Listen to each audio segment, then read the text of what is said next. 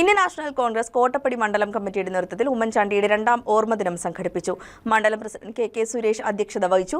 മുൻ Kottappadi panchayat president MK Venu അനുസ്മരണ പ്രഭാഷണം നടത്തി. നേതാക്കളായ MK Sugu, Shymol baby, AK Sajeevan, block മണ്ഡലം വാർഡ് ഭാരവാഹികളും പ്രവർത്തകരും അനുസ്മരണ പരിപാടിയിൽ പങ്കെടുത്തു.